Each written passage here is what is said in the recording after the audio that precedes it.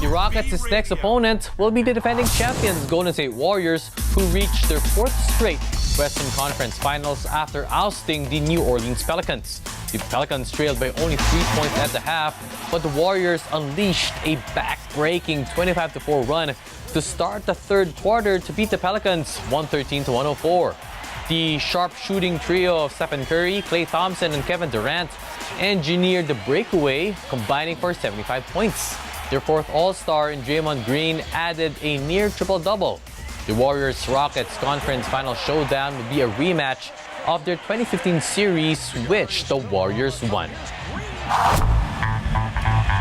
We're now joined in via Skype by NBA writer Brandon Scoop Robinson for his take on the just concluded second-round series in the West, as well as the upcoming Rockets-Warriors shootout. Hello, Scoop. Good morning to you over there at the East Coast. Good morning. What's going on, man? Everything's going good over here in the Philippines. Scoop, your preview of the Rockets-Warriors series first. Man, it's going to be pandemonium. I mean, look at the storyline. You got the Warriors, the returning NBA champs, going against the best team in the regular season, the Houston Rockets. I think what makes this team interesting in the Houston Rockets is the play of Chris Paul. He has everything to play for. A guy that played well in the last game and a guy that has something to prove. Criticism about not being able to go past, certain teams and can't get to the conference finals or the NBA finals. The time is now for Chris Paul to do what he needs to do. But the Warriors, simply a team that people didn't think or people assumed would go to the NBA finals. Their big test is against the Rockets.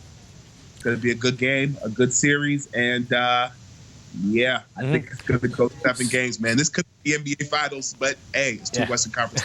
Scoop, I want to get your opinion on this. With the resurgence of the Rockets this season, they're the league leading in this 2018 season. Do you think that the Warriors were a little bit under the radar because of the Warriors, or make that the Rockets' success this season? Oh, for sure. Look at injuries this season. Steph Curry out for a plethora of games. Klay Thompson out for some time. Draymond Green and all those guys have been all-stars, and many wondered if Draymond should be an all-star. And aside from talking junk with Charles Barkley, has had a triple-double the other night. But realistically, the Warriors, I think, maybe a little lower because everybody looked at the Rockets as the clear-cut favorite. So we'll see who is the man amongst boys in this series. It's going to be a very, very exciting series to watch. It's going to be splash versus just bombs all around in terms of offense for both teams. But then, Scoop, for you, what are the key matchups to watch out for? Honestly, I like Clint Capella going up against the interior defense of the Golden State Warriors. I think that he's an intangible that will pay dividends for them, because I think, when you look at the Rockets this season, many people say, okay, well, we know it's James Harden's team. We know Chris Paul came in, but Clint Capella has come into his own this season. I mean, the point guard matchup, I'm interested to see Paul versus Curry, veteran versus, the guy that's now.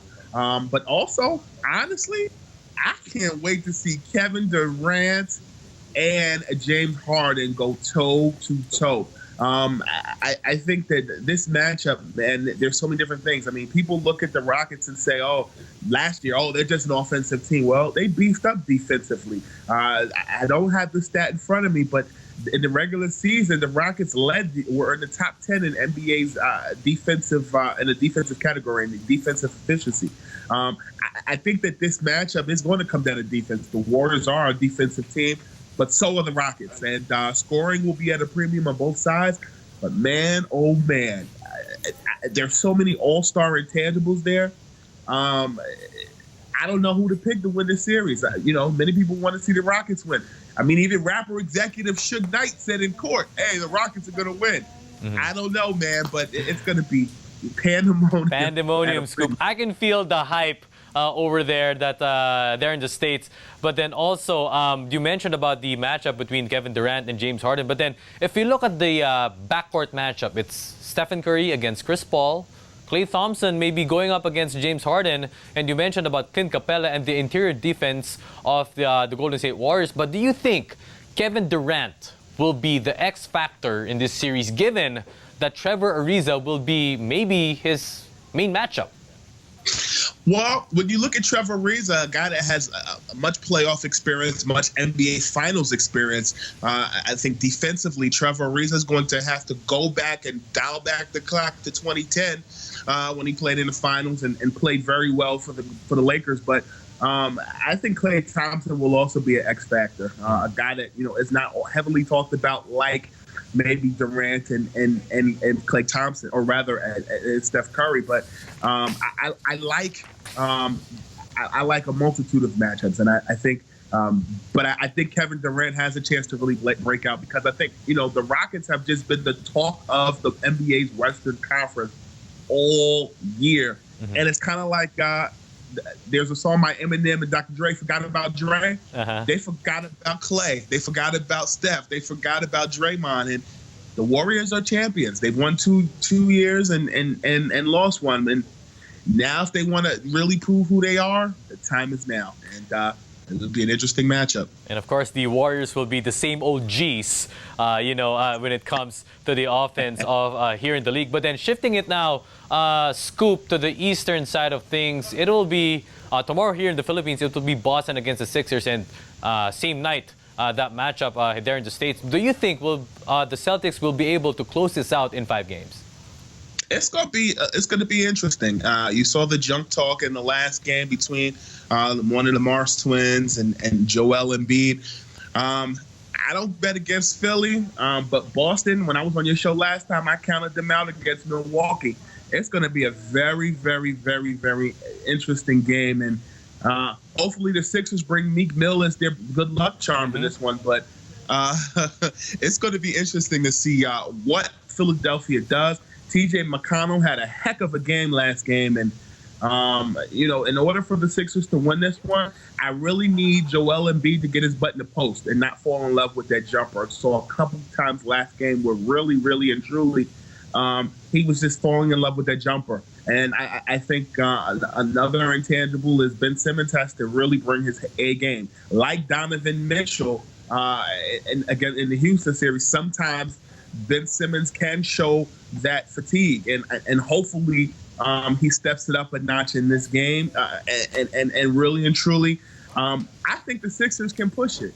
I think that Boston can be beat, and I do. I want Philly as the underdog to win. It has everything Rocky Balboa written on it.